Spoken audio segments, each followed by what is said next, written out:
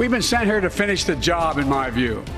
Finish the job. Those three words arguably the central theme in President Biden's State of the Union address tonight. Well, thanks for joining us. I'm David Molko. The speech was the president's first in front of a divided Congress and had both style and substance that drew cheers and jeers, with the president at times seeming to spar right back in a way we had not seen before. His pitch directly to the public, focusing largely on economic issues, comes as recent poll shows most voters think the country is headed in the wrong direction. The president is widely expected to run for re-election. Now he's trying to convince critics, especially Democrats, who'd rather see a next-generation candidate, to stick with him by touting his legislative accomplishments. Already we've funded over 20,000 projects, including major airports from Boston to Atlanta to Portland. Projects that are going to put thousands of people to work rebuilding our highways, our bridges, our railroads, our tunnels, ports, airports, clean water, high-speed internet, all across America.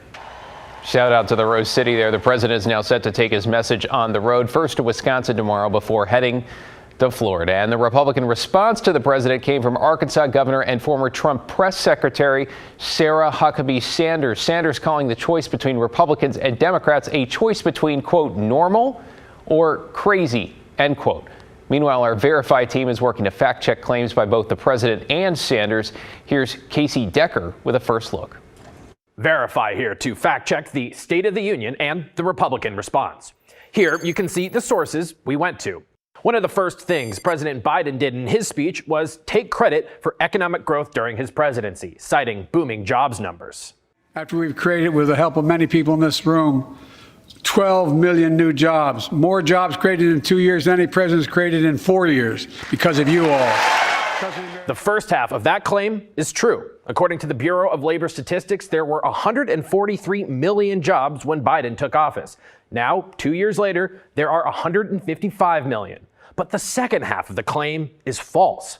The BLS has data going back to 1939, and we found that between 1996 and 2000, when Bill Clinton was president, more than 12.4 million jobs were added. That's more than the 12.1 million added in Biden's 2 years.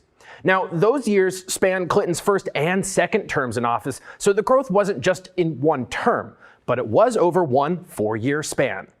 Next, Biden also claimed he'd taken huge steps towards balancing the budget. My administration has cut the deficit by more than $1.7 trillion. That's true. According to the Federal Reserve, the national deficit before Biden took office was more than $3.1 trillion. By 2022, that number had dropped below $1.4 trillion. No other 2-year span saw a decrease that large since the Fed began reporting that data in 1901. Still, the claim needs context. The deficit ballooned above $3 trillion in 2020 because of massive spending programs the government launched to respond to the pandemic. So a lot of the deficit shrinking is a result of those programs expiring, not necessarily any specific action taken by Biden. Okay, moving on to the Republican response from Arkansas Governor Sarah Huckabee Sanders. 100,000 Americans a year are now killed from drug overdoses, largely from fentanyl. We can verify that's true. The CDC's most recent data puts drug overdose deaths at 101,000 over the last 12 months. Roughly 70,000 of those deaths are from synthetic opioids, like fentanyl. It's a figure President Biden himself highlighted in the State of the Union, calling for more drug detection equipment at the border. But Sanders also claimed the drugs came across the southern border. But where the fatal drugs are coming from simply isn't tracked. With your State of the Union Verify, I'm Casey Decker. Well, you heard fentanyl mentioned there, and tonight in Clark County, law enforcement and schools teamed up to try to counter the deadly epidemic and explain the ever-evolving dangers many families may not fully understand. Catherine Cook with a powerful message designed to save lives.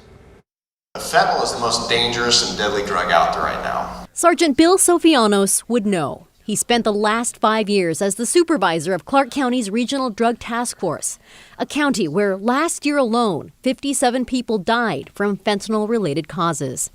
On this night, that message is center stage at Fort Vancouver High School. The audience? Parents and kids from all over Clark County, hoping to learn more. Josh Gutierrez drove down from Kelso and brought his 10 and 12-year-old sons. I don't want them going into middle school and high school with just being unaware, so that when it comes up and it becomes an issue, at least I can speak intelligently to my boys about it and to their friends who may not be going to presentations like this. Fentanyl has already had a deadly impact within local school walls. Last year, a KGW investigation uncovered the death of a Hudson's Bay high school student. The girl's mom says the young victim was 16 when she overdosed on fentanyl in a bathroom stall last May. Public records show a school nurse and a medical responder both used Narcan to keep the girl alive, but she died 6 days later in the hospital. Tragedies, we want to do better. We want to better support families and kids. Vancouver Public Schools Superintendent Jeff Snell says this series of public presentations is part of that response. An invitation for families to learn about how deadly fentanyl is, what the synthetic opioid looks like, and how it's being marketed to kids. It's scary to have students exposed to this, and the concerns are real, and so they shouldn't feel alone. Last year, the Drug Task Force seized over 135,000 suspected fentanyl pills in Clark County, each one a potential bullet in what's become a game of Russian roulette with narcotics. I don't know people understand how deadly this is. And they can't say it enough. The nationally CDC talks about one pill can kill is because it is that deadly. Tonight's presentation will be available to watch online. And for those who'd rather hear it in person, you'll get another chance this Thursday at the Evergreen High School Auditorium. A separate presentation in Spanish will also be available that night at the Evergreen High School Student Center. In Vancouver, Catherine Cook, KGW News. Such an important conversation. Let's get you caught up on tonight's other headlines now. Police have identified a man who was shot and killed over the weekend in southeast Portland. He is 20-year-old Tyja James. Investigators say James was shot early Saturday morning in a parking lot at Southeast Division and 112th. No word yet on any arrests.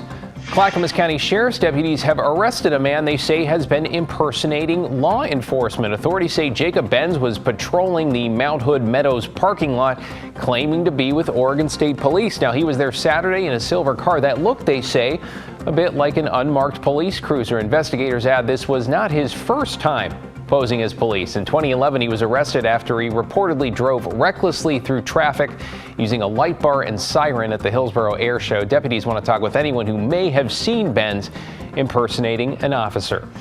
And starting March 11th, Multnomah County's Central Library is closing down again. The library in downtown Portland is renovating. That includes rearranging the layout, adding a new area for teens, improving meeting spaces, and adding restrooms. It's likely the work will take at least until November. Let's get to our homeless crisis tonight in a shooting that played out right in front of our crew at a North Portland camp. Police telling us they were unable to find either a victim or a suspect. A warning: in the video you're about to see, you hear the immediate reaction to the shooting, but you don't hear or see the shot itself. That's pretty chilling. This violence came at a camp police describe as a hot spot for crime in the St. John's neighborhood. We were there covering a broader story when a fight broke out, the gunshot was fired, and then you heard those screams. The city posted notice last week to clear that camp in preparation for a safe rest village at that site. Now, that's been a point of tension for the people who are being told they have to move. Our Blair Best, who, by the way, witnessed that shooting, spoke to some of them. And then they don't help out the people here. So they've told you guys about this tiny home village that'll open, but they haven't said that you'd get a bed. No, they don't do it. And I've lived here for 6 years. A little bit more on the shooting here. The mayor's office released a statement saying the violence only serves to underscore the need for both temporary shelter sites and safe rest villages. Well, new tonight, some Oregon parents are fighting to keep a pandemic program in place permanently, and one they say that is a lifeline for their families. It applies to parents of children living with serious disabilities and allows them to get paid to be their child's caregiver. Alma McCarty's in the newsroom tonight. Alma, you have been following this for months. It even came up in the KGW governor's debate last October. It now sounds like lawmakers might actually take action here. Well, David, the specific details can get pretty complicated, but the general idea is this. There are two bills under consideration. One, generally supported by parent advocates, would apply to thousands of families with kids who have disabilities. A second bill creates a narrower program, so only children with the highest needs would qualify. When the pandemic hit, many things changed for many families. It just became extremely unsafe for anyone to allow outsiders into their home, let alone for the most medically fragile kids. And so we didn't. Gabriel Triplett's 10-year-old son, Oscar, qualifies for disability services through Medicaid, including in-home hours staffed by a support worker. But under a federal public health emergency that began in 2020, his parents could fill that role. The red tape was allowed to fall away, and his mom was allowed to be paid to be his caregiver. And since that happened, my son has not been admitted to the hospital.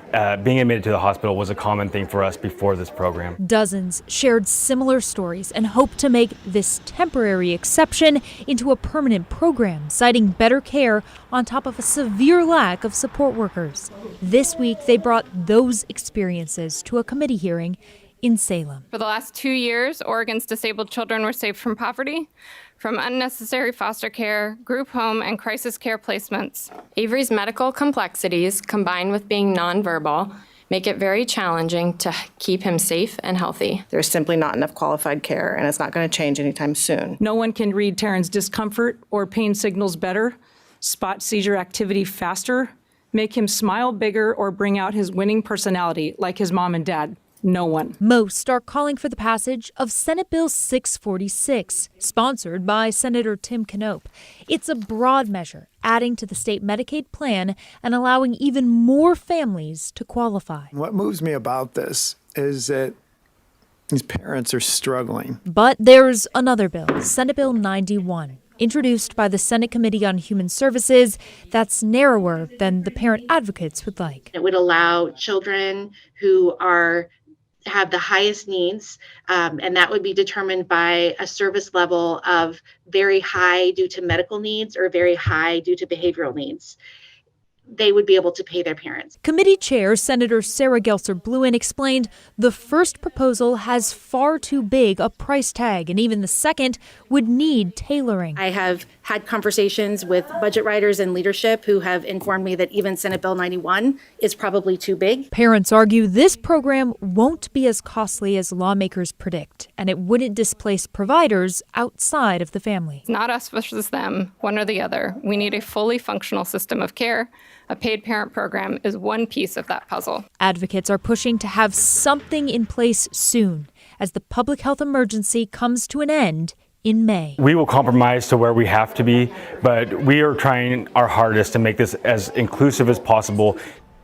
Now, yesterday, only one person testified against the broader bill. As for what comes next, more discussion and a work session. A bill must be voted out of the committee by the beginning of April. Thanks, David? Elma. Appreciate your follow-up on this story. You are watching KGW